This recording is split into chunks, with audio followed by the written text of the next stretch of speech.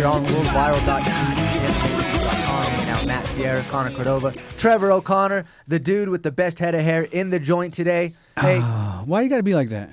cause I love you, man. I'm making you harder, son. Show everybody that nice head of hair. It's bad right now. Here. It's resplendent. And my it response, is truly transcendent. my of response to that is, look at this hair bullshit. today. I'm telling I you- would rather have that problem than this problem any day. I came straight from sparring. I can smell your ball sweat. I'm telling you. That's gross. I'm just saying it's pungent. I have a rash guard and fight shorts on underneath these pants and That's jacket. dedication. If you've ever seen the movie Anchorman, Sex Panther, right? Oh, wow. Very potent stuff. I'm assuming what they By portrayed in the Odeon. movie is what we're smelling now. Smells like pure gasoline. We're going to hose you down in the alley here after the show. This is the It's worst like from the that? time the raccoon got in the I'm just saying copier. I care about you. I don't want you to walk around with people kind of like asking Smells where that like burnt used Indian food in diaper. a diaper, Bigfoot's pee-pee kind of thing is going down. I shower regularly. It's one workout. You should get like baby wipes. They'd be so fresh and so clean. I'm saying it's one workout. It's not like I haven't showered this week. We don't know that. I'm not we're not judging we're you, just man. taking you on your Yeah, word I'm here, trying to man. like make you feel better about the hair situation. You're By telling me how much worse I smell? Oh yeah. It's one thing for another, man. it's It's kind of a- like when Major Payne breaks that Yeah, guy's finger yeah, to yeah. take his mind off of something Want else. me to It's show the you a same little trick, principle. take that mind off that finger. Oh. I'm not sure if that how. Give it how- time. I'm going to go ahead and say that was not the best case scenario for making me feel better. Yeah, and I that was a love- pretty I bad love Major you, man. Payne too. That was the honestly. worst. I love that movie too. I feel like I disrespected the A little movie bit. a little bit there with that one. Yeah. Trevor O'Connor getting into fight mode. Had a last minute opponent change. I did. Welcome to the MMA world, I guess, huh? Yeah. Yep. Apparently, my opponent 3 weeks out caught the flu. And that's. Have you guys seen that this year's flu shot's not even like 100% effective? I don't get a flu shot. Like they're already telling people it's not. I even- got a flu shot this year only because I was already at the doctor, and they went, "Hey, do you want a flu shot?" And I said, "Okay." I want to go get the shingles vaccine.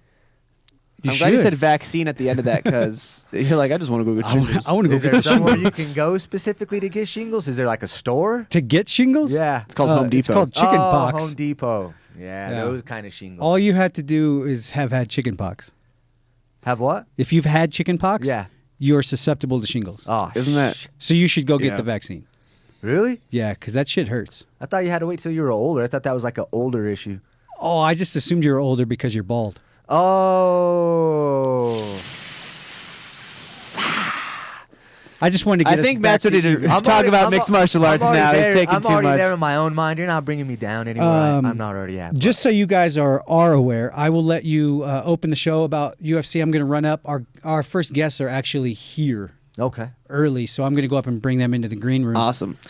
So let's do that because it was a great night of fights last night. Some tremendous stuff happened. Yeah. We saw some upsets. We saw some newcomers really shine. We saw all manner of different things. But if we're going to start from the top, we saw the champion retain his title.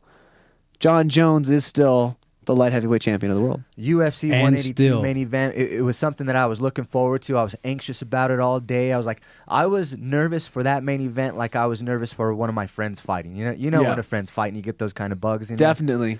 I was that kind of nervous about it. Lancy, so just a little it, Lancy. it was a great card and it was a great lead up to it. The suspense was there. There was all that drama behind it, and we got to see it play out last night. What did you think about the fight, man? The fight was very competitive throughout, even though it ended up being 4-1 in favor of John Jones.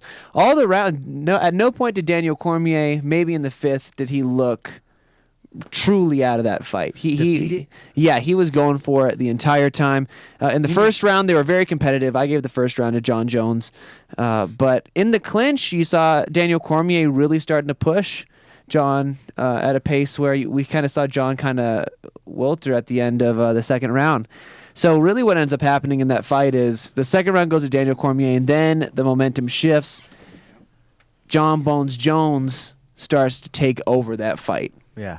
From the third round on, he really starts to just push Daniel Cormier to a place. He ends up taking him down several times in the later rounds, really just putting a definitive mark saying, I am the best, I am the man. John Jones, that was a tough test, and he passed with flying colors. There was a lot of points made by John Jones. Yes. With that performance last night.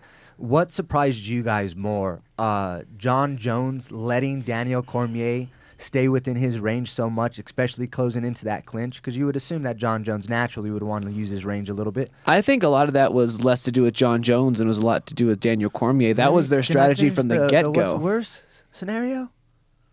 Problem solver? Sorry, I'm gonna start calling you you asked me a question. You said, "What did I think?" I'm telling you what I what think. was more surprising? That's an A/B lead up to a question. All right, A-B, and what come on, was Mr. okay Media more Professional. surprising than? Well, now I don't even feel like talking about it. But Daniel Cormier's complete lack of success in terms of getting that fight to the ground. Yeah, that was incredible. John Jones' takedown defense was top notch. Daniel Cormier ragdolled him once, but didn't really. And it wasn't even really a rag. He picked him up for the takedown.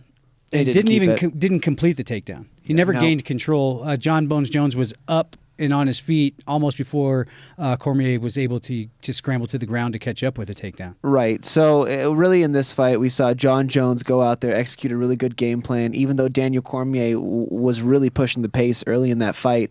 John Jones weathered the storm. He worked some tremendous takedown defense. His clinch work looked really good as well. He ended up scoring a lot of takedowns on Daniel, which is something that we've never seen inside the octagon before. John Jones, man. Would you say that this fight was won due to a complete lack of the cardio necessary to fight Bones Jones in the clinch?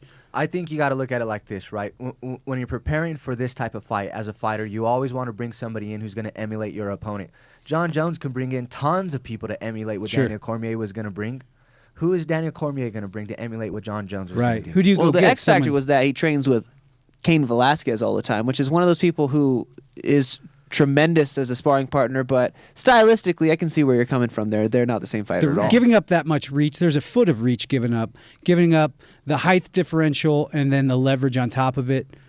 And to be honest with you guys, I mean, yeah, Daniel Cormier did stay competitive throughout that fight, but you could see the defeat in his eyes in between the rounds. Did you? I mean, after that I think first it was round, he after looked the exhausted. second round when he went to his corner Yeah. and his corner was talking to him, and his corner said something about, Do you want it? Do you want it? And he Yeah. said, "I'm trying." Yeah, what the fuck is that? I'm trying. Sorry. What is that about? Well, This whole lead up to the fight. I'm trying. DC's whole motto was embrace the grind, and you're coming and you're making statements like, I'm not training to fight John Jones, I'm training to win a belt, and I'm not doing the head games and things like that. But it didn't look like that's what translated. Either I'm that or trying. he underestimated John Jones so much to the point last night that he was just completely baffled from the start. No, I think he had a great game plan from the start. He came out the dirty boxing. He was handling the fight with the dirty boxing from the clinch, using the uppercuts, using the short punches.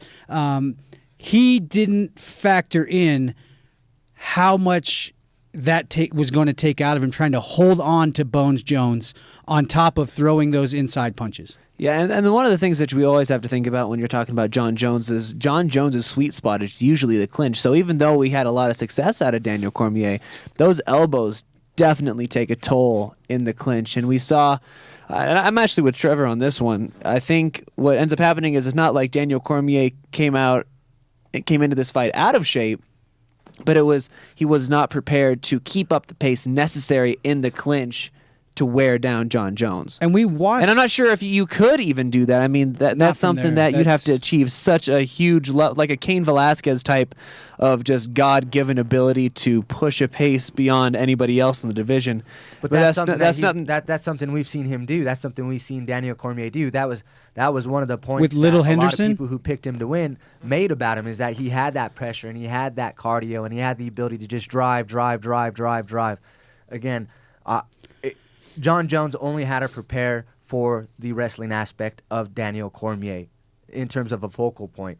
Daniel Cormier, if his game plan was to make sure that fight was going to be in a clinch so he can do that type of work, then I would assume that he would have done enough work in camp to be prepared to go 5 rounds with it. Well, he brought in the guy that he lost to in the Olympics to train for this fight. So it's not like he had a lack of really solid wrestling partners along with Cain Velasquez and everybody else at AKA. It's just John Jones is one of a kind, and it's going to be hard to find anybody to emulate him. And, It was interesting. And you know what this really shows to me, though. Honestly, I know that a lot of us picked John to lose this fight, but in my opinion, I don't think he loses the title this year. I think he'll beat either Gustafsson or Anthony Johnson. Anthony don't Johnson, I think, poses the biggest threat, but I don't think he can lose it either. It was very interesting to watch. Right, it was very interesting to watch Bones Jones manage the pace of the first 2 rounds and let Cormier go that hard and just manage the energy.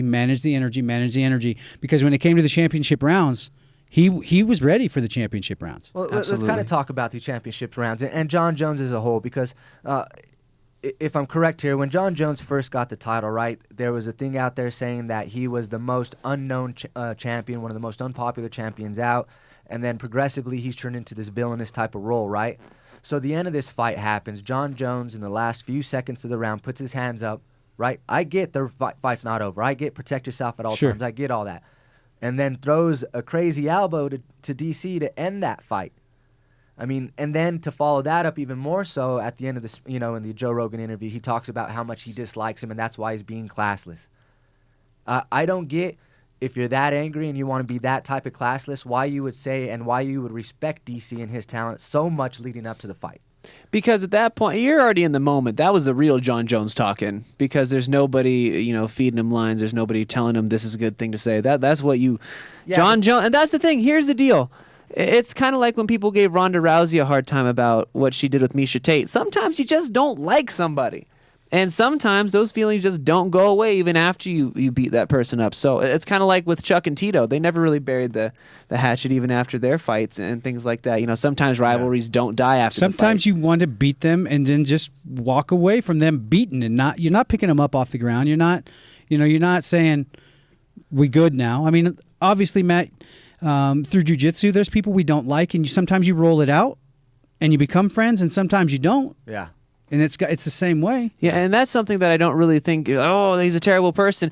Everybody has one of those in their life. Everybody has one of those where even if... Yeah, but my thing is that there was people who were stepping in for John Jones during this whole Daniel Cormier thing, saying there are people in John Jones' camp kind of feeding him this, kind of making John Jones to appear to be this type of person.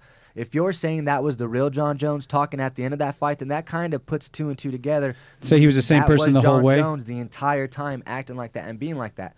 And if that's the kind of individual he's going to be, I'm cool with it. I don't care. He's not paying my bills. I'm not, there's nothing attached there for me to really care too much. And that's the thing. It's not consistent to everybody he's ever fought.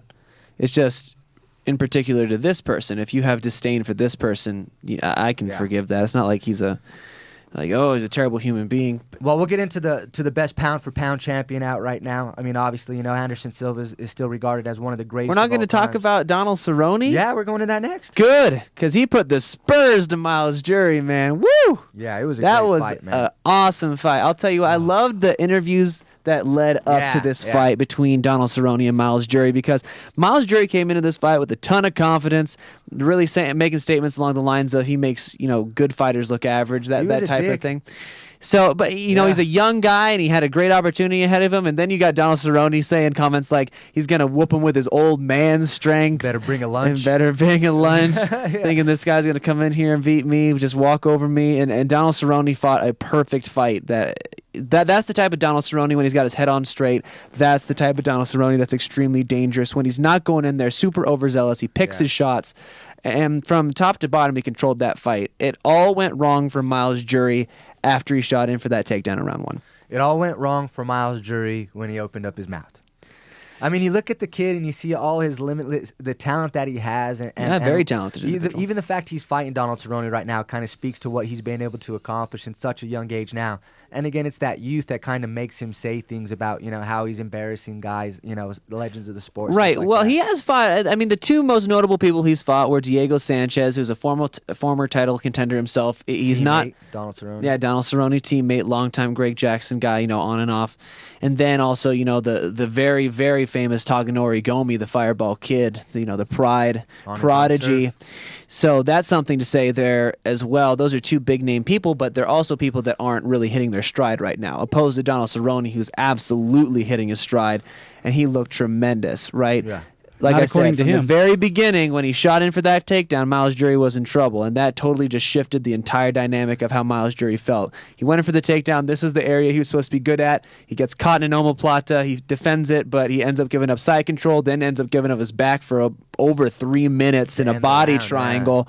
And then at the end of the round, he gives up the body triangle. Donald Cerrone goes for an armbar, and that's how he finishes the round. Yeah. So you could see right from the get-go they had to do an adjustment of the game plan. And I love what Greg Jackson said at the end of that round. He goes, well, Donald, I think it's pretty obvious that their game plan is to catch your kick and take you down. And then he just let the other people talk because that's it. Once Donald Cerrone did that, he was pulling his legs back faster. Everything was landed a lot more crisp. We really didn't see Miles Jury land anything of significance in this fight. Donald Cerrone, my favorite moment, obviously, is at the end Yeah. Are we going to talk about that? of the third Yeah, when he yeah. puts Yeah, the yeah. Spurs to Miles Jury, which was just How much of that was because vicious. of Diego? Or how much of that yeah, was because well, of in the comments made? post-fight press conference, he was like, tell us about those kicks. And he goes, oh, the FU kicks? Yeah.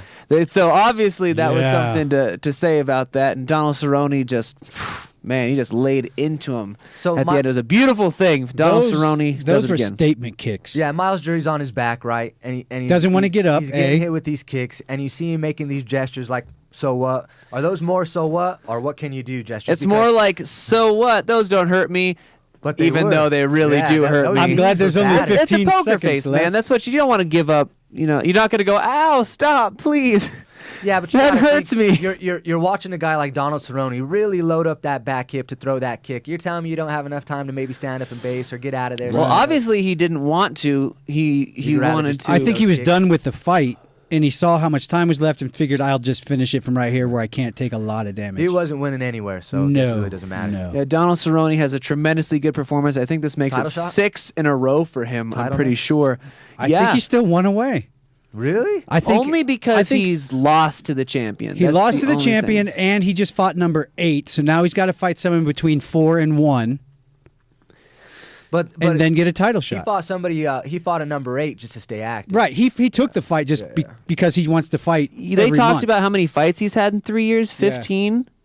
That's insane. 6 fights in the last 14 months. Yeah, that's. I mean, the guy is incredibly active. The UFC just must love Him and Neil. him. He's mad. Oh my gosh. Yeah. Cerrone's just mad right now because he fights for the fight bonus. Well, He said in the post-fight press conference he would love to be on the Denver card. Yeah, he said, in a he couple said there's, a, weeks. there's a card coming in Denver. I'll take that. Yeah, so that's I'll pretty take phenomenal. I'll take Matt that. Brown's Pretty got the phenomenal. main there though. Yeah, he'll take that fight. Yeah. Anywhere. So, So another really great Colorado guy, performance. Nate the Great, Mark Hort.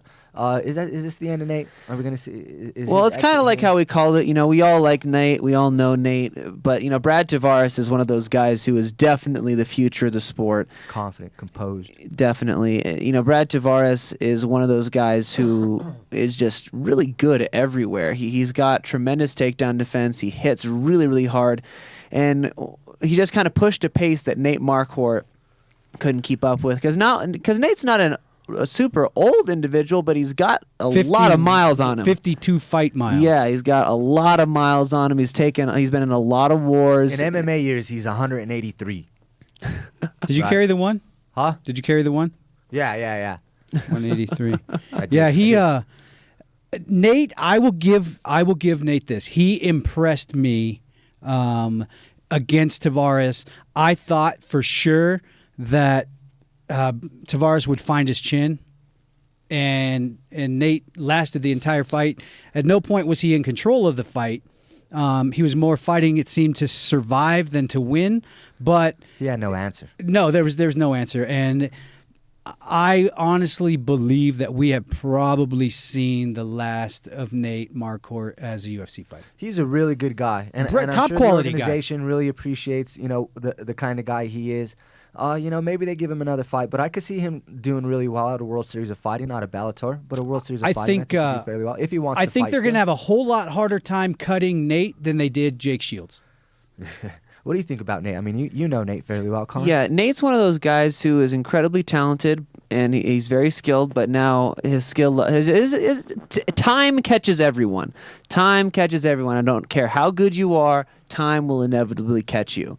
So in this fight, I think that's really what it kind of boiled down to. Nate's had, incredibly decorated. He's a King of Pancrase champion, I think 5 times over. I'm pretty sure it's either 5 or 7, I forget.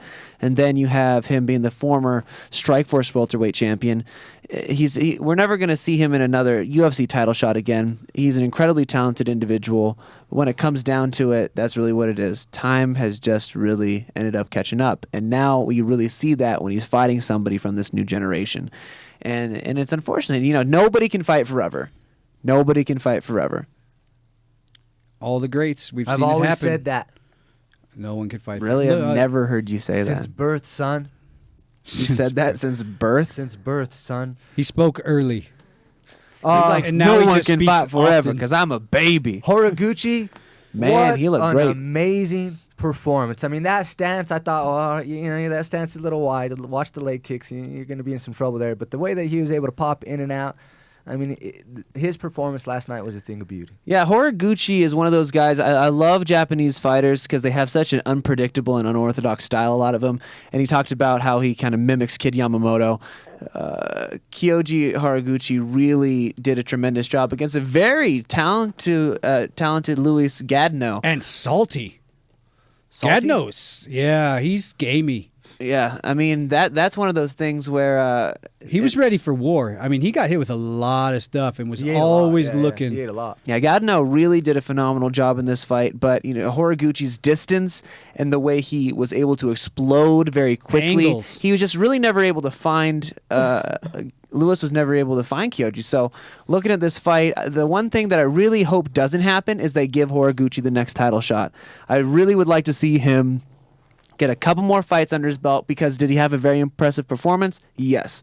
Is he ready for a title shot? No, and I think it would be unfair to him to have to fight that caliber next. But the UFC is searching desperately for people for Mighty Mouse to fight.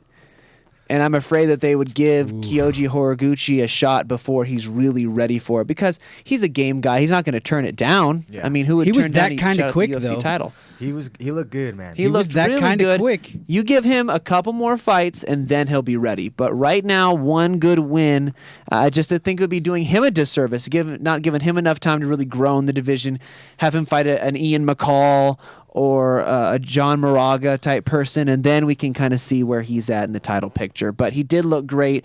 Really, really solid decision for him. He's going to be a very interesting fixture in the UFC flyweight division. He'd be very frustrating to fight.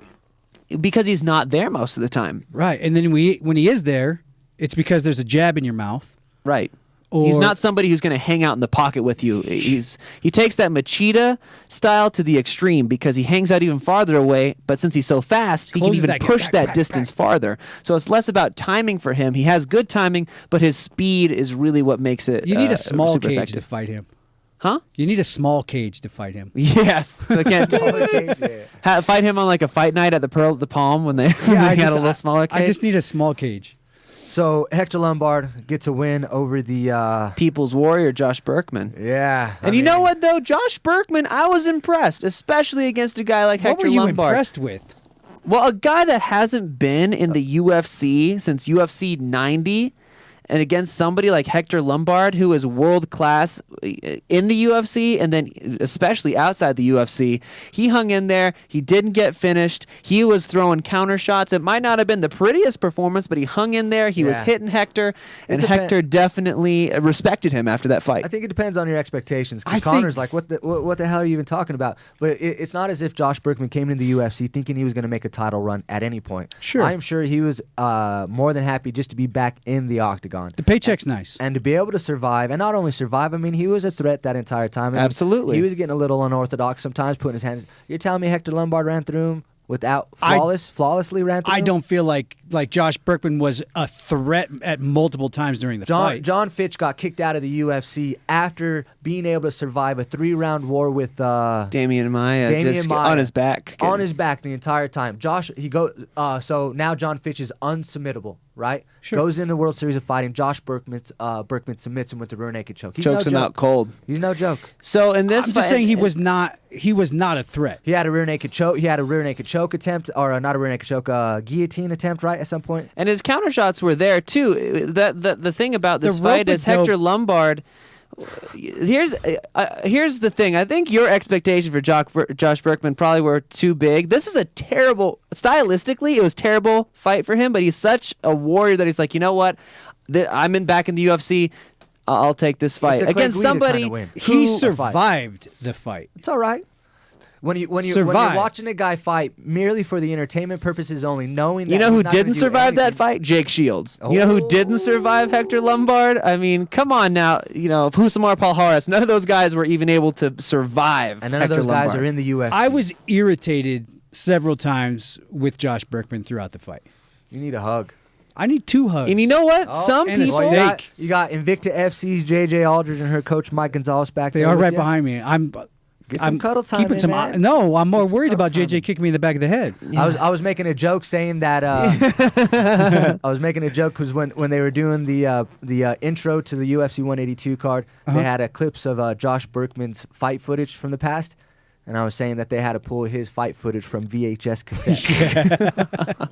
Because there was. He hasn't Well, been in there for a UFC 90 long was- what time. was it? Yeah, that's a long time ago. Coincidentally, that was my very first UFC that I ever went to. Was UFC 90. That is a coincidence. Which is kind of interesting. That's I got why to you see got him an knock emotional out pieces. attachment to I Josh do. Berkman. Same thing with Junior Dos Santos. Junior Dos Santos, he knocked out Fabricio Verdum that night. I'll never forget it. That's like one of my favorite So moments. I put up my picks right before the main card. Nude pics? I don't think a lot of people saw him because they were looking at the fights.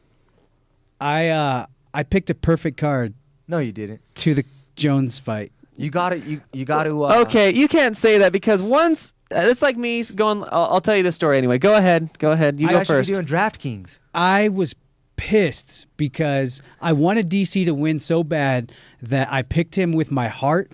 Yep. The whole time my head telling me that you can't beat John Bones Jones. That was the only fight I missed on the whole main card. Oh, I didn't Okay, pick it perfect so then. here is my story about almost picking a perfect card. This was in Vegas, and I wasn't really allowed to bet at that time, so I had a friend put a bet on there Because for you're me. still not old enough I to just bet. did like a Did 20. you just admit to illegal activity on the show? Are you What? crazy? I didn't win any money. It's guaranteed they're not going to sue me It's for not- losing hey, money. It's not illegal gambling if you're winning, and No, not I mean, illegal gambling if you're losing. Yeah, hey, trust me, I'm pretty sure that's how Vegas feels. But anyway, so it was the fight card where it was I had picked every fight correct, all the hard ones, even the underdogs that came up and won. In my one shoe-in fight, lost. That was the night that Tito Ortiz choked out Ryan Bader. Oh, the no-brainer. I was so The no-brainer. angry because I put it down on like a 5-fight parlay and every single one Yo, was click, correct. I'm like, click, oh, click, awesome. This click. one's going to be a shoe-in. And then what happens? The one time Tito decides to win in the UFC. To ruin your life. Ugh. You're still paying off Super those debts. frustrated. I know. You shouldn't All borrow money to $20. gamble. I would have walked away with a couple thousand, I think. Speaking of supermarkets, Paul Felder, what an amazing performance that guy had. What an upset. That is Danny Castillo crazy. didn't know what the hell happened. He was like, How did that happen? Well, if you saw it, he looked so Donald Cerrone-esque, and now obviously, we hear that he was training with Donald, but even some of the hand motions, but he was just so tight and so technical that entire fight. That's something that we're going to have to really look for Now, in that division, do 'cause you- he's coming. Do you feel like that spinning backhand was, oh no, I'm stuck in a spot where I'm way too close and my back is about to be turned to him? Or do you feel like he felt that front kick coming, moved into it, and worked that spinning back fist? Looking at it, it seemed like that is the perfect time to throw it. It really seemed like it was the perfect time to throw it because his opponent was more in an open stance. He stepped down. He might have been spinning already. Might as well throw it. Yeah. Threaten something so you're not going to get It looked to me a destroyed. whole lot like he got caught way inside trying to avoid that front kick, and then his bailout was that, and The it heck just of a bailout. it just I don't think it's a it landed. it's a plan B. I Yeah. don't necessarily think it's a bailout. He was having success with everything he threw at Danny. Yeah, he didn't look bad the whole. I mean, he looked good the whole way. Yeah. It was just that particular moment. I watched it one other time afterwards, and it just looked weird. He was in an awkward position, and making lemons out of lemonade. man. boom, it happened. Or the other way around. I'll take that. I don't know if lemons. this show can handle two negative people, man. That's my shit. I'm the That's negative what I was guy. just saying. I'm not being negative. positive. You and Connor are sunshine. I was all about. I love the finish. I just didn't know where you guys felt. And it was a he tight-looking spinning back fist too. That was the thing. It's not like he just threw it with reckless abandon. No, he spotted threw the it. target, pop. Yeah, he and then threw was it. done. And was Danny just- Castillo was out before he hit the ground. That Yeah, kid's he- built like a little tank, like one of those old school Stretch Armstrongs. Can we be done with the mullet? No. I think they're bringing it back. You know, Mike know they Pyle and him. I know I'ma try Miguel next Torres wore it for years. Can you do a tail? I'm gonna pull a mullet off. A rat tail. could you do It'll a just tail? And see what's cool about it is because now all these mullets that are popular are like randomly like designed mullets or half. It's not the same kind of mullets we grew up with. It's So not business in the all I front, gotta party do in is the figure back. out a way to make this balding spot the spot that. That's kinda the where it business pays part. Off at. That's the business part, I man. can't be all party, bro. You could I do have the to be some skullet. business. I saw. You could totally do the skullet. Bald on top and then just hair in the back. The skullet. skullet. Badass. That's I feel like I was in a 1970s soul band. I think we need to work on the skullet with you. No, we should go to Skullet. break. 'Cause You we wanna got break? Shannon Knapp coming up, right? Invicta FC Prez. We got do. JJ Aldridge already there to talk to you. We got exciting stuff for JJ. JJ's gonna get something here. Yeah. A JJ lashing. JJ And wins. that's not today. all. Lashing. If you're online hanging out with us, then make sure you're going to Facebook, liking us, go to Twitter, follow us at Shameless MMA here on worldviral.tv, MMAweekly.com.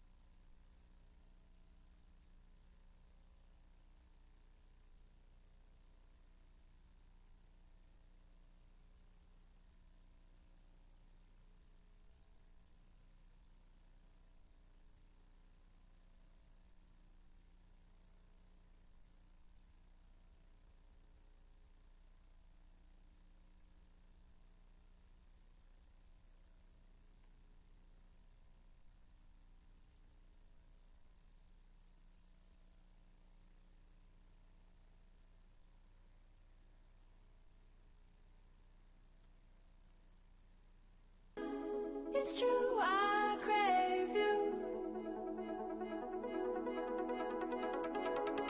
It's true, I crave you.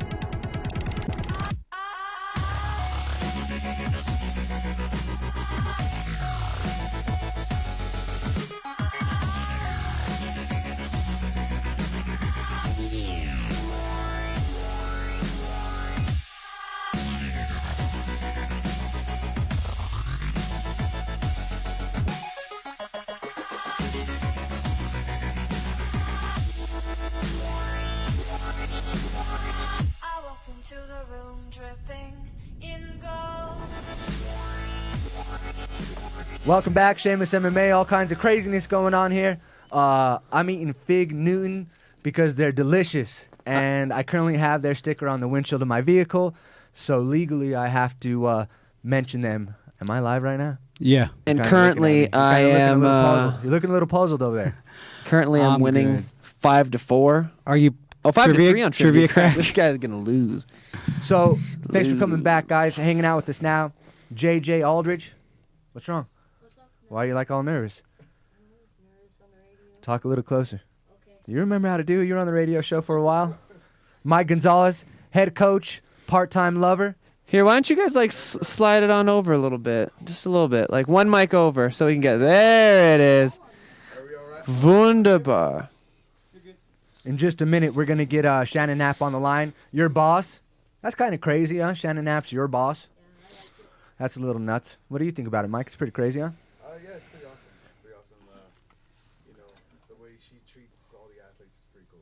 You know, when you see them at the Invicta shows, she's always checking on everyone. It's cool. She always seems, whenever we get a chance to talk to her, that she is an incredibly caring person as far as her athletes go. I mean, that's pretty tremendous. But as a promotion on the whole, I mean, for women's MMA, it's huge. She does a tremendous job. What do you think sets Invicta apart, JJ, opposed from other organizations that have tried to do the same thing? Just really the way they treat their fighters. I mean, they truly just care about each fighter individually, and Shannon just wants to make Invicta as a whole as big as she can. So. And what do you think about this whole thing with the UFC partnership? Because when we found out, we actually had her on the show when it came down to it, that they were going to be on UFC Fight Pass. That's a huge boost for, the ratings, just to have that association with the biggest fight promotion in the world. And basically that solidifies their spot as the biggest women's organization, not that it wasn't already. What do you think about being on Fight Pass? I think it's amazing. I think it's crazy how if you're in the fight game, you knew who, especially being a woman, you know who Invicta is. But a lot of people just watch UFC, they didn't really know who Invicta was until they're on UFC Fight Pass. So I think it brings a whole new, a whole bunch of new eyes to the sport itself. And you agree? Yeah, I agree. I think, I've said this and I say this on social media. I think right now Invicta's like some of the athletes Invicta has are better and can compete with the people in the UFC. I said if they had an Invicta female strawweights versus UFC strawweights that used to be Invicta fighters, I think the Invicta strawweights would win most of them fights. It's so close. It seems like that these guys are really doing so much. Sup? Check out the camera shot there. Hey-o. Hey, don't go. Don't go. Where are you going? Don't tease me. Anyway, sorry. We have our moments here at Shameless MMA. The other thing that I want to ask you, you brought up the divisional differences. When it comes down to it, who do you think, as far as a division goes, would be the next one to go into the UFC? Because we have a great bantamweight division for women right now being headed up by Ronda Rousey. We got the great strawweight division that just got crowned with Carla Esparza. What do you guys think the next division that we're going to see in the UFC is going to be for women? As much as probably Dana White said in one of the interviews, or maybe, I don't know if it was him or somebody else, but they said that they're going to let Invicta build up the atomweight division, just keep that. I think that's going to be the next division. I don't see anybody really at 125 that's exciting enough to build a division unless they have like Miesha Tate maybe drop down like she said she would a couple years ago or whatever. Right. Things like that. But I don't think right now there's enough people that are going to make it as exciting as maybe a 105-pound division. No, definitely. Yeah, no, I agree. I think Michelle Waterson's a good face.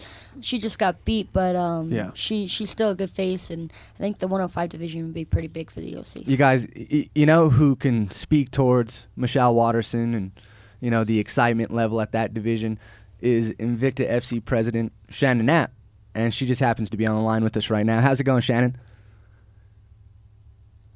Hello? Hello? Do you have her on the line? Shannon, are you there? Oh, we'll figure that bug out. So, talk amongst yourselves. Okay, let's try that. Shannon, are you there? We'll get it. But that actually, before you cut me off, I want to talk to you guys about this because you're so close to the scene as it is.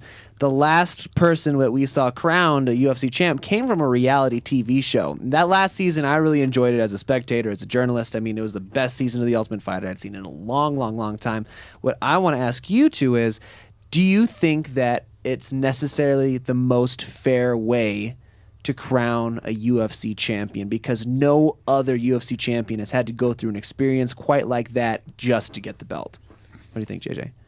I think it was really rough. I don't necessarily think that. I think there's a couple other tough people that should have been in the show, like the two fighters that I forgot their name that fought for the the next shot at the title. I think those two women would have been forced to be reckoned with in the house. But I think it was mentally it was probably the toughest part for them to know that they're fighting all that way for a title. It's not just a UFC contract. It's not just to get in there, because all those people had UFC contracts while they're in the house, so they don't really have to worry about that. But actually fighting for a belt, I think it was huge. They had the belt up in the house all the time. So. Yeah, it is crazy, but I think we do have Shannon on the line now. Do Shannon, we now? Are you there?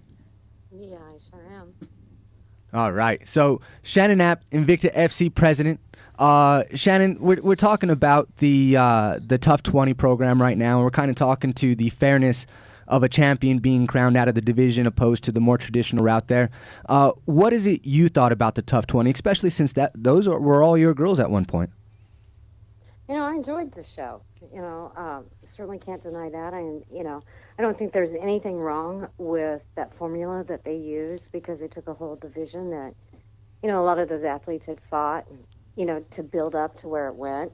So, and I think, with Carla coming out, the champion, we're kind of back to where we started, so to speak, right? I'm sorry, what was that? I said, and, finishing it off, coming out with Carla being the champ, we're kind of right back where we started, right? Yeah, I mean, Carla Esparza was a dominant force, before the Ultimate 20 was even a thought, an idea of the UFC's, I'm sure, and I don't know why at some point she became the underdog. I think the way that the UFC kind of saw the way that Rose performed throughout the season, that they were kind of going to make her the face of the organization. You had the comparisons, Ronda Rousey comparisons to Thug Rose comparisons, and the whole while, I mean, Carla Esparza was the same dangerous individual she always was. Oh, absolutely. And I think that, this formula that they use creates a lot of opportunities to make some great matchups moving forward.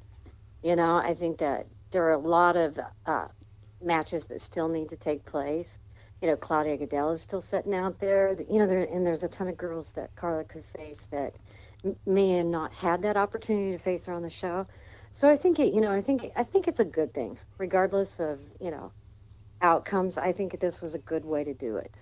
Now, with where Bellator is at right now with their women's mixed martial arts divisions, do you think that it's still early enough for them to kind of compete, at least with having some of the world's best women's mixed martial arts fighters on their promotion with the UFC? Because now it's easy. I mean, if you want to fight the best, you go to the UFC.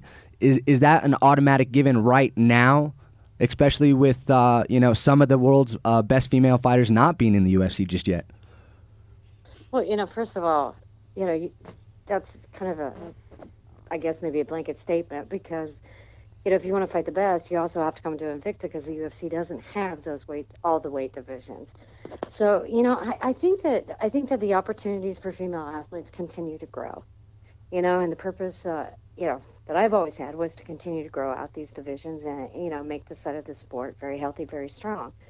I really kind of don't pay attention to what's going on at Bellator, more so UFC, because of course, I have that working relationship with them. But, I think that, they have as much opportunity as anybody else, right? Yeah, I mean, it seems to be more so for the women's mixed martial arts right now than the men's martial arts, especially for Bellator, because they do seem to be trying to find somewhat of an identity. I mean, you got the fake brawl between Stephan Bonner and Tito Ortiz. I don't know if that was in response to what the UFC had going on there, but it does seem like Bellator is struggling just a little bit to find their own identity. Now, let's kind of talk about that relationship with the UFC. You've had some time now to be on Fight Pass. From then to now, what would you grade your overall experience with that organization? I give it an A+. I mean, they have been incredible partners. They've been really supportive. They've surpassed all my expectations that I had going into the deal, and I can't say enough. I mean, they've been great partners. I mean, they definitely have been supportive. They believe in Invicta, certainly are putting their efforts into the female side of the sport. So, I think it's been a really good, business relationship all from day one. Okay. Now, have you been able to get any analytics from the UFC as of yet in terms of how many views your videos and your archives have had to this point in time? Well, we do extremely well. I learned that lesson a long time ago. You don't talk about numbers. Just when we were doing stuff on the internet, streaming the events ourselves. So, but no, we're doing extremely well. They've already renewed our contract, for another year. So I think that's a big statement. They're bringing in new content. So I think that, if you can, take a look at some of the movement forward, you see that, we obviously must be doing well. Well, Since I won't give you numbers. no, and I mean, and it's obvious there's going to be a huge benefit for you and your organization with that relationship. Now, Invicta FC is drawing a lot of attention from a lot of up-and-coming talent. One of those individuals we have in the studio with us right now, JJ Aldridge. Now, Shannon, I know as a promoter, and I guess really any kind of boss wants their employees to represent that brand in the most positive light as possible. And throughout the years, JJ has done some nonprofit work with the Volunteers of America Family Housing Project, which is actually a program that helps families transition from homelessness to first-time housing. And JJ, they always appreciate what you guys do. They wanted to give this to you in person, but if you look underneath that pillow there, the Volunteers of America have inducted you into their Circle of Angels for all the work you've done with them over the last years. JJ Aldridge goes out and she meets these kids, she signs autographs, takes pictures, over and over and over. JJ's done that, Shannon. So, you definitely have a high caliber character individual in JJ, and, JJ, we certainly appreciate all that you do, too. This is awesome. Thank you, guys. I never expected this, so thank you. So, Shannon, when you look at JJ's situation, Delaney Owen, she had a pretty good performance there. When you see individuals like JJ, do you guys kind of start formulating game plans right then and there when you notice a performance is above and beyond an expectation? And we're always constantly thinking about, what's next. And I think that, you have to always be watching. And it's always a really pleasant surprise when you underestimate someone, when they come in and they far surpass any, ideas that you had of what kind of athlete they are. So that's always an exciting time. But yeah, I mean, certainly we're always calculating what's the next step. And the thing is that Invicta, or at least, my opinion of how things are, is that we don't, we want to challenge athletes each time they compete. We don't want to have matchups that aren't exciting and matched well and things like that. So, of course, we're always looking at that to see what's next for an individual. When you look at a situation like Jon Jones in the UFC, do you think that it would be more beneficial for you to have somebody like that in your own promotion, or do you think somebody who is so great can kill a division like that? Would you be more interested in having 3 or 4 really competitive individuals in that top 5, or are you okay kind of having one star who's just kind of running through people? Well, of course, I think all my athletes are stars. You know that. Yeah. I mean, so that's, but I mean, if you want to talk about dominating performances and things like that, I mean, we can, you can look at Chris Cyborg, who just Invicta. Michelle was dominant for a bit.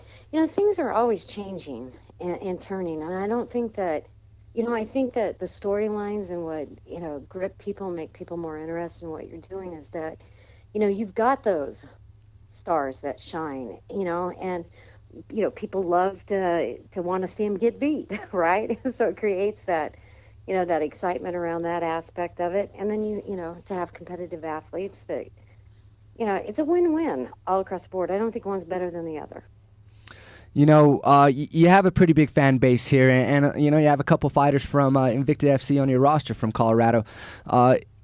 Is there any plans in the near future, maybe in the next year or so, that we could potentially see you guys here in Colorado? I mean, the UFC is going to be here in February. I'm assuming there's enough talent here to maybe fill some of that card with existing FC, Invicta FC roster there. Is there any chance we see that this year or maybe next year? Yeah, definitely. I think that, we had planned to come, go there before we went to Iowa, and there was a schedule conflict with another promoter. And respectfully, we moved the show, so... definitely want to come out there to answer it. We're definitely going to come out. Nice. Well, we certainly look forward to seeing you here in person. Shannon, always, we definitely appreciate your time, and thank you for calling in today. All right. Well, thank you very much, and thanks for the support. Oh, no. I really just kind of just hang around. I don't really know too much. I lean on my co-host quite a bit. You don't know much. What do you mean? I have a face for radio, but since we're now in a video format, I'm kind of struggling to hold my value with the show a little bit. Oh, okay, I get you. I see. Yeah. I'm working on it though. It's a me thing. Well, good luck. All right. All right, Shannon. Appreciate you. Well, thanks. All right. Take care. You too. Bye-bye. All right. Well, JJ, there was your boss. That was pretty cool. That got a bit personal for you, Matt. Are you okay? I know. I want to give Matt a small hug. Not a big one though. Like he needs to just be able to stand on his own 2 feet. That needs to happen. Like he's doing right now. Standing on your own 2 feet. You can stand up, right? Did you have fun in there? I was nervous. It's cold in there. Like you do need a beanie and like a parka, and some of those coats with the shiny silver circles on them that retain body heat. Oh yeah. Yeah. But what do you think about that? I mean, John Jones, right? Luckily, his division has a fair amount of talent in it, right? Yep. But you look at a guy maybe like a Cain Velasquez who's kind of cleared out, or Demetrius Johnson. You know, those divisions have been cleared out. Are those kind of people killers in terms of a division? I mean, does that make that division less appealing? Just knowing that, I mean, it doesn't matter who that champion's going to fight, they're going to lose anyway, kind of thing. I think it does to a point, but at the same time, you're always going to get somebody like Chris Weidman that comes in and eventually dethrones the champ. So Everything's a matter of eventuality, huh, Coach? yeah, I think so. I think that it's just a matter of time before they get comfortable.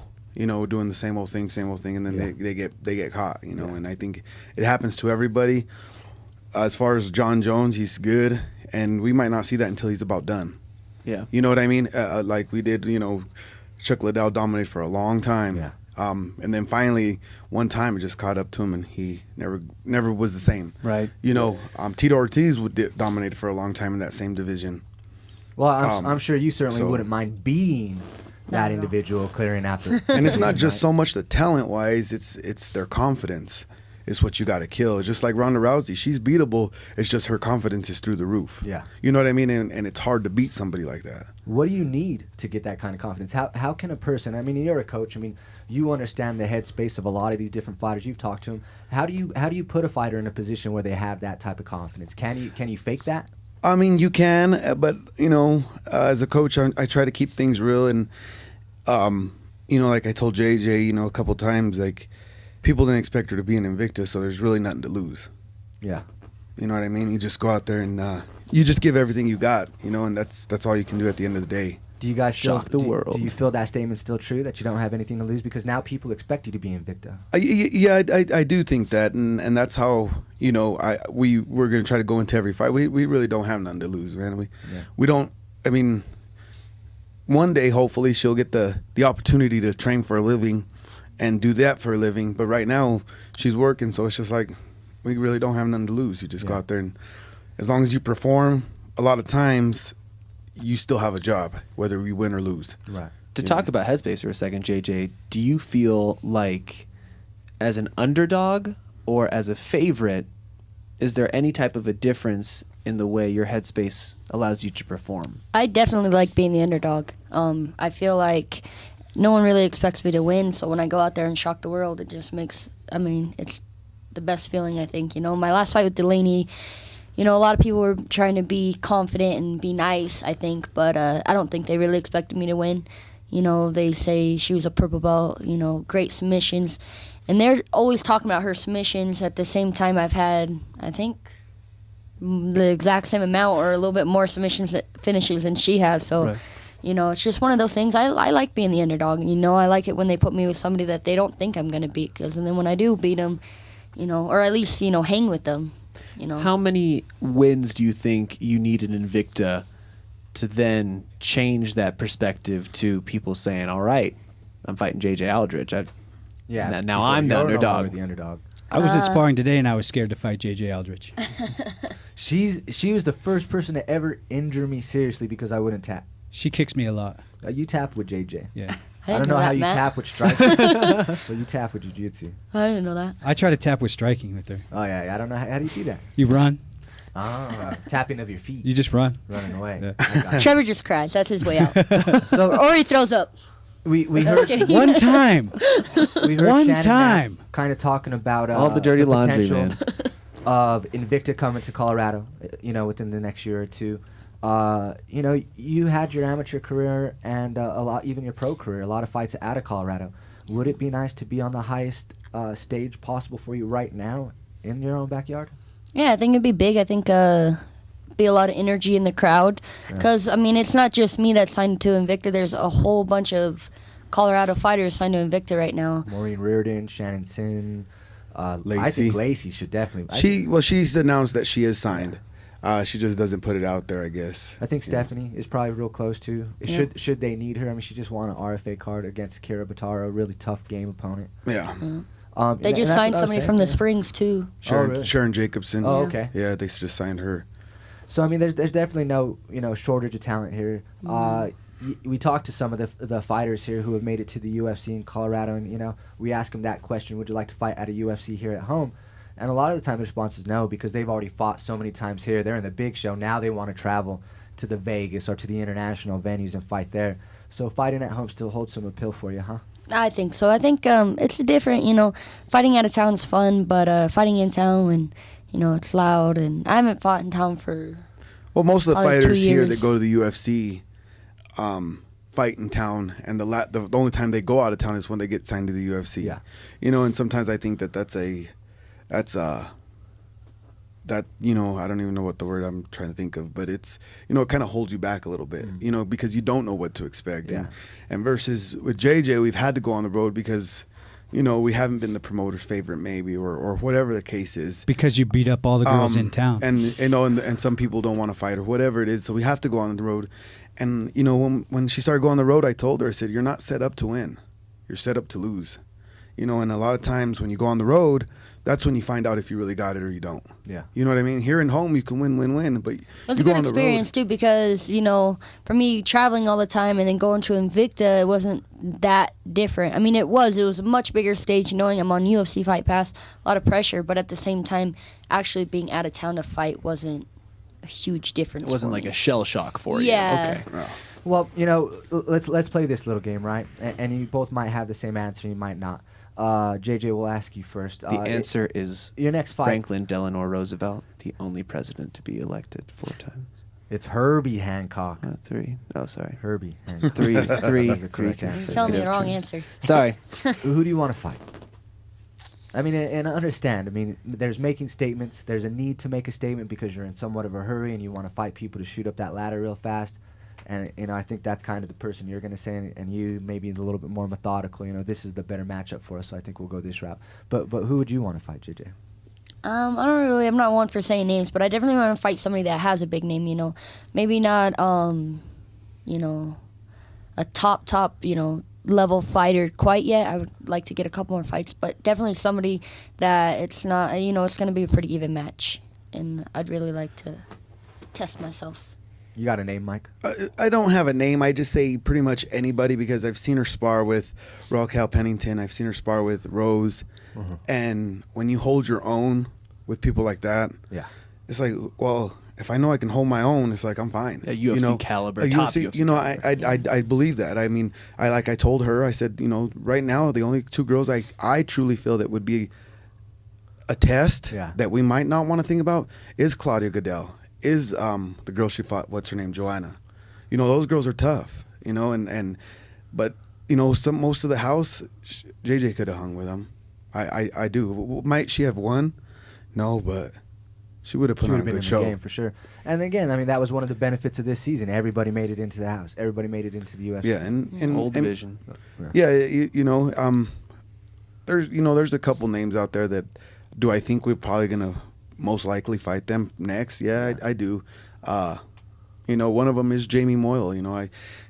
First we thought maybe JJ's next opponent would be Jenny Liu maybe. Yeah. And then obviously Jamie beat her, and which would be an interesting fight because they kind of both fought their pro debuts the same way. Yeah, I think You we know had what I like the mean? same game plan Same going game in. plan. And Jamie won the tough enough tournament To get into to get into Invicta when we tried to get JJ's management tried to get JJ into that tournament, and we were told that JJ had too much experience. You know what I mean? So I mean, I guess good things that things that, what do they say? Like, your things that are meant to be will happen later on or something. Maybe that's a fight that they're thinking next. Or I guess when you get to that stage, any fighter that says,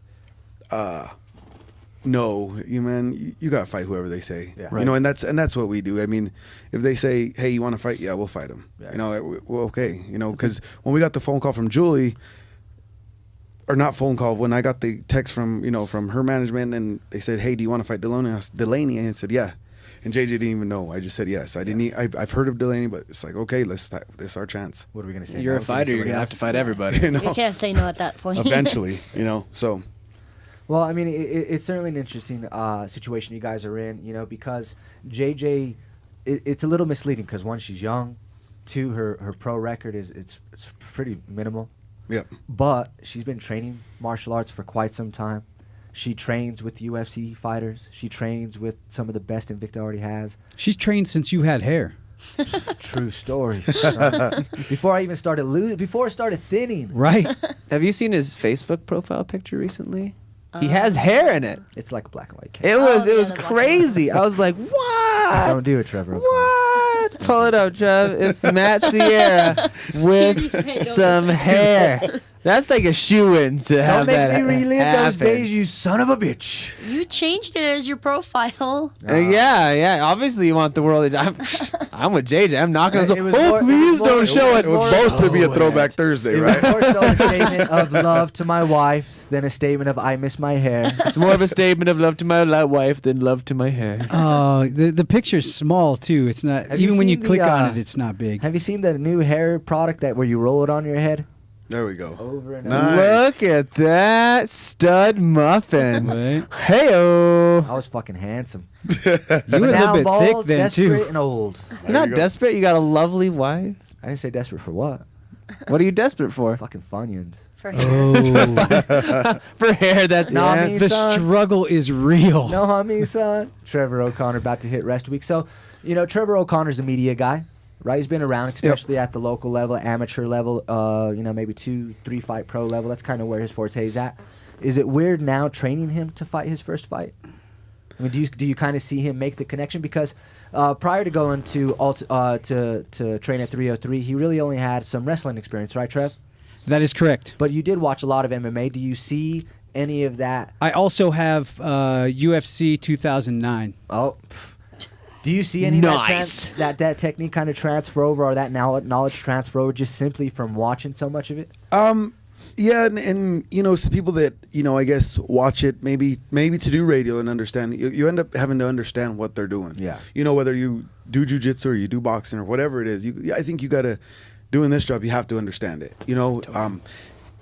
And it seems like people that do that, maybe even like you guys pick up so much easier. You kind of understand. I guess training is gonna the hard part is getting somebody to listen to you. Yeah. Not just in the gym, but getting ready for a fight. And like I tell, as long as we can give him the right tools, then that's what that's all that matters. To go in there and do what he does, because it's his first fight. And like I tell everybody, no matter who it is, their first fight, they forget everything. The good news is, You know what I mean? he First fight, could pick it's like any a- tool and give it to me. Because Without there a wasn't, wrench. I didn't have any in my bag, so anything. He's wrench? like, here. Phillips? He doesn't even give me screwdrivers. Soldering iron. No, he Yeah. gives me like a socket, but no socket wrench. But I got a tool. He's But like, it's a here's hammer here's now. a It's a socket, and hammer I'm now, like, son. yeah. But I just look for the passion in it, somebody that wants to do it, because I mean, until you make it to that elite level, like as a coach, like maybe a Greg Jackson or somebody like that, there's how much money really is in fighting. Can you win You a know- fight without being passionate? If somebody wants to go out there and just maybe earn a paycheck and not really care so much about the martial arts side of it, can you go out there and win with it just being a paycheck? I think you can. I think more of one of those haymaker shots. You know what I mean? Because somebody that's passionate is going to be ready, be focused. If they're a true martial artist, they know that they've got to train. Yeah. And that's what I look for. I think that was an interesting question that you asked, though, because Trevor, you hadn't done any training until you were a journalist first, and then you started training. Correct. And then, for you, how long was it for you? Was it about the same time, or For what? when you started training? Did you do your media stuff before or I think after? I started. I was doing the media stuff way before, but I was covering the Denver Right. Broncos for a few different websites, and then made the transition over to MMA. MMA media. I think I was like maybe 3 months into MMA. I only went to 303 because Tony had told my partner at the time no for advertising. So I followed up with You the were just visit going to out. Match made in heaven. I followed up with the visit to Tony to kind of talk to him about it, and Tony 303 Training Center, like I got their brand, and the logo tattooed on me, and I represent them all the time, even though I don't work there anymore. And that's simply because Tony has never said no to me, and he's never made me do anything. I've never had to do anything. He's just always spoon-fed me jiu-jitsu.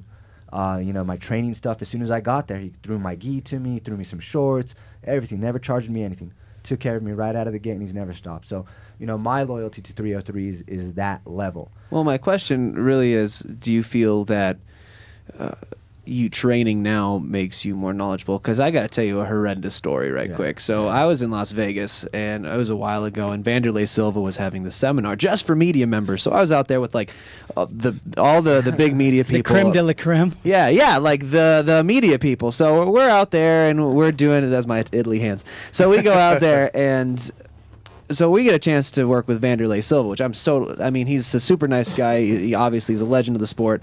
And then at the very end of the seminar, he goes, okay, so now I'll show you anything you guys want to learn how to do. So I'm about to raise my hand. I'm like a kid in a candy store, and one of the journalists goes, can you show us an armbar?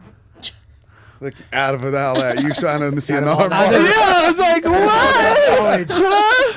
I was so disappointed. I'm like, we could have done clinching. We could have oh my gosh. It was like when was the last time, first of all, you saw Vanderlei Silva submit anybody? I mean, honestly, right? You're going to ask about that. And then, because honestly, He went to Outback and ordered a salad. I want to it's see. so frustrating because I think it's gotten better, but especially maybe just a couple years ago, it seemed like the press but corps my was knowledge- so uneducated. My man. knowledge It was And just is fat. a bit awful. skewed, though. Now that I do have that experience in jiu-jitsu, like I could see it in MMA, but it's different for MMA because there's punches and stuff like that. So it's hard for me to sit there and be like, oh, do this, because the technique is different. You know what I mean? You have to worry about somebody punching. You have to worry about other scenarios. So Definitely. I try not to like be too I went overcritical. I went a year and 2 months straight jiu-jitsu, only jiu-jitsu, no striking, nothing Your ears else. Show it.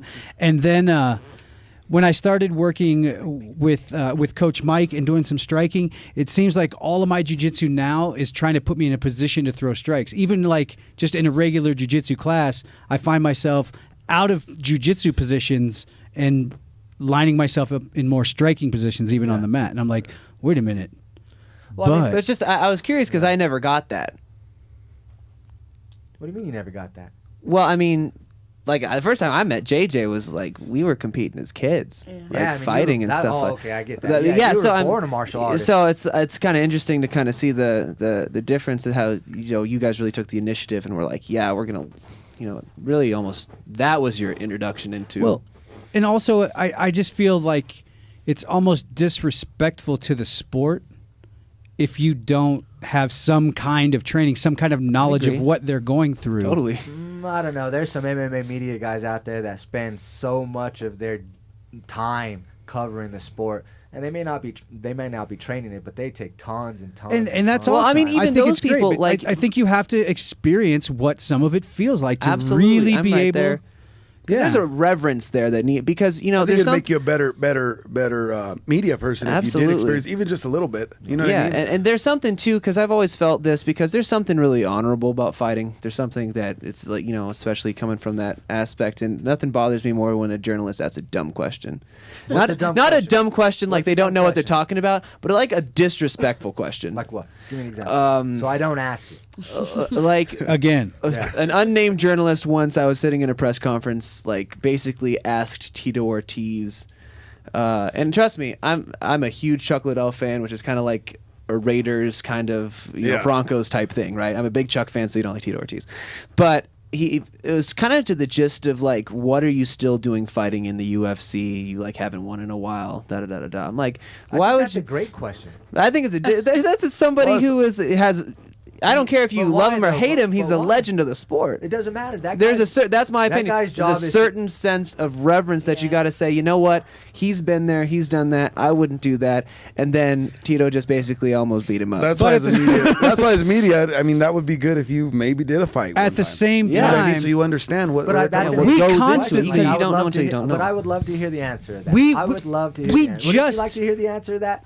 I mean, as a media person, but as a fighter, if somebody asked me like, "Why are you even still fighting?" Like, that would like kill me. How about we fight next? Yeah, exactly. That's what I'm talking about. Like a lot of times, I'm like, you wouldn't ask that question if he had the total ability to just come out there and destroy you right now. But is it okay if you're like on? And a then he just looked at me, he's like, personal "I'm not basis? answering If the there's question." a one-on-one interview, like and it's no like a 2020 Dateline type of interview. If I go to you as a fighter and you're in that position in your career, and I'm like, look, JJ, let's have an interview. I want to talk to you about these and these and these subjects. It wasn't like that, man. But saying, is that or okay? if you word it differently, because if he just straight up said, "Why are you still like in the UFC?" Well, what's that guy's name that does Access? Boss? No, Kenny? he's Pat Milicich's guy. Oh, Michael Chavallo? Yeah, I mean, he asked those questions if you watch some of his stuff. Yeah. Yeah, but most You of the know time what you I don't mean? even understand what he's saying. He says my anus. but a Harry. My anus. My anus Yeah, is taking you know- a pounding. That's one of those things where it always bothered me because if you train and you train a lot, you don't ask those questions because you know how good they are. Yeah. And there's some points where you're like, you'll get a couple hits out of that. But I mean, I think it's just important too because just like you said, you don't know until you know. It's totally different. Let's It's be so realistic for a second. Not 35 minutes ago were we discussing the fact that we all believe that Nate Marquardt may have seen his last UFC fight. But he didn't ask it to him. in Yeah, person. nobody asked him like said that. it. Huh? But we said You know, it there's out some- Our loud. job I'm- to discuss those topics. And I I'm wanted gonna to say preface this. everything that I said with exactly. If you play that back, I made sure that I cushioned everything that I said with everything that he'd done Yeah. before. I expect, he's probably seen about it's close, But the thing that bothers me in the most, UFC are fighting all together. I think maybe fighting all together. I mean, he's been around for a long time, But I you think know what once mean? you make it to the UFC, like, do you Like really want to before- fight for a lower? Right. No, you don't. But you also want to be done. I guess. You know what? Let me coach now. Yeah, that's Just the hardest like, thing. I'm Do you know sure. what I mean? There Let was me a buy a fighter gym. here recently that did that. Like I'm just gonna coach now, and I can't remember. his Dwayne name. was a prime example of that. Yeah, you know what I mean. He blew his knee out, and then what? He's like, I'm coaching, and became a great Coach of the coach. year. Great coach. Yeah, you know, blew his and brand up. it drives me nuts that I see some of these fighters on social media locally that say they've trained with him in the past and trained with him, whatever. They say he's done. I'm done watching him. It's like, man, who are you to say you can't even get past the local level? Yeah. You know what I mean? You can't not get past the local level. Who are you to say he's done fighting? Right. You know what I mean? Yeah. And that bothers me. I think sometimes, especially when you're in the entertainment industry, and it's an industry that's so new as MMA, that we haven't necessarily experienced those harsh of questions. But the reality of it is, I mean, these people who buy the UFC tickets, those kind of questions deserve an answer. And Well, they do, because people. I agree with you that it's all about time and place and how it's put. You how know, it's worded. when I first started fighting, I used to get nervous and this and that. And I'm like, man, what am I doing? I'm just entertaining drunk people. Yeah. You know what I mean? Because they're the ones that end up they're the ones that buy the tickets, and Yeah. they just want to see somebody get beat down. That's it. They don't care what happens. Yeah. You know? is all they want. Yeah. Yeah, That's my favorite people to sit near at fights. We should. There's the set up- best quotes ever if you sit I need a in the list. cheap seats. Can we My go favorite be one- those guys one time? Can we I just don't- go I think be we'd those lose- guys I'd lose my and yell out every stupid thing my that they job. say in those fights? I want to yell knee when there's nobody even in the cage. That's the hardest thing to do. That's like because Punch him in his face! everybody's like sitting on press row. They're like, that must be so good and so fun. That's Annoying. It is really kind of annoying because you can't cheer, you can't do anything. Oh, really? Yeah, No, because you'll get no. reprimanded. You're just like, Oh. They'll remove So you you just from have to stay cage quiet. you just have to stay quiet. Really? I don't care Oh, if you wow. know that person or You have to cheer like this. you're like, Anxiously excited. Really? I didn't know that. yeah. They'll warn you and then they'll remove you from cage side. Is that why they're just sitting there just like this half Yeah. the time? Exactly right, because they can't do it. That's the best part, though. In the UFC, my favorite thing is when the press box is full, and then the UFC gives you a ticket, and then you'll be like, "I'm gonna cheer my head off now. I'm in the stands now, baby. That's what's You gonna got happen." set loose. Nobody Well, know Jay, me. Congratulations on all your success. absolutely. You too, Mike. I mean, Thank you you. guys, mutually, you kind of get the feel that there's a lot of hard work put between the two, and you know that's there in the typical fighter-coach relationship, but you guys really take that to the next level because you guys are an item outside of the fighting game, right? So, congratulations on all your success there. You're definitely where you need to be. Congratulations on that. Thank you so much. Keep doing what you're doing. I mean, I really don't see anything that could really stop you where you guys are going. I mean, it's great to watch you guys. And spar. and Thank Colorado MMA it's really exciting to watch Colorado MMA right now. I think Colorado MMA is funner to watch out on the national level right it's now. also than more the fun to local level. watch. Huh? It's also more fun to watch. Yeah. I was asking Trevor the other day. Thank you, Trevor. I was gonna let that slide. I'm glad you didn't. We were asking got you. Trevor the other day. Locally here, there's always seems to be a figurehead, like the poster child for Colorado MMA. Brandon Thatch, when he was fighting here locally, was the guy. Josh Copeland was locally. Who's the guy now? Who's everybody's eyes on? It's not Tony Sims anymore. Honestly, one guy, and not just because he trains at 303. I think honestly, Brock might be the next one. Well, we'll see. I called that He's last fighting week. Jared Did I Hansen. not? And that's gonna work one of two ways. Yeah. I mean, if he, when he beats Jared, then it's who's he gonna fight? Who's gonna want to fight him? And then let's say something happens and he loses, then okay, it'd be a little easier to get fights. Yeah. You know what I mean? It's So a good situation for he's got a good face for it. He's got a good Baby market. face. He's got a Baby face marketing. Marketing. He's exciting. Gets all amped He's gonna up. choke you out for that one. I mean, man. what did he say today? We were supposed to have some guests coming in to spar, and he's like, man, he goes, I carb loaded. He goes, I was getting pumped up in the mirror and this and that. It's like, easy, bro. was getting pumped up. We're He just sparring, But He was I think, pacing the mat ate at some like fettuccine 10:30. He was waiting for them to show up. He's like, this is gonna be great. Yeah, no, and I think he can be one. I do. I think, but we'll have to see what happens March 6th. Yeah. Well, we appreciate you guys coming on here. We're going to take a break, but I want to give you guys an opportunity to thank sponsors, people who have helped you get where you're at. I know you have a really strong, great management team there, so I know you guys got a lot there. Go to get the phone out. Yeah, I have to. Sorry. No worries at all. 'Cause I had to write her list. You write a Be in list? trouble. That's a good man right Always. there. Good guy. My gym 303 training center, Tony Baselli, I love that place. I don't ever see myself leaving that place, even if it was for an out of town, I love that place. Shannon Knapp and Julie with Invicta, you guys are amazing to all athletes, and I appreciate you guys. My manager, Rosa Freitas, with White Buffalo Management. Eric Chaligi, my nutritionist, Nutrition for Life. Outlaw Fight Gear, Clinch Custom Mouth Guards, FYU Lifestyle, Brawl and Combat Gear, Seek Chick Fight Wear, Javier with Revolver MMA for making my amazing banner. It was so cool. You guys should have seen it. Nice. I don't know if you did see it, but Yeah, look good. It looked real cool. good. Looks snazzy. It looked amazing. Well, we are going to take a real quick break here. Again, you're online already. Take a moment out of the porn watching, and you know what?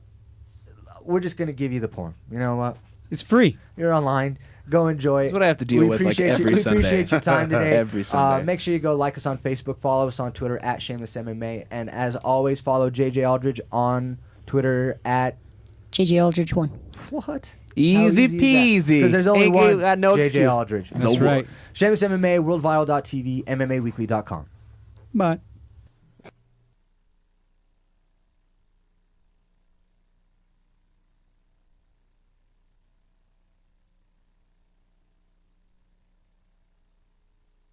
I crave you. It's true, I crave you.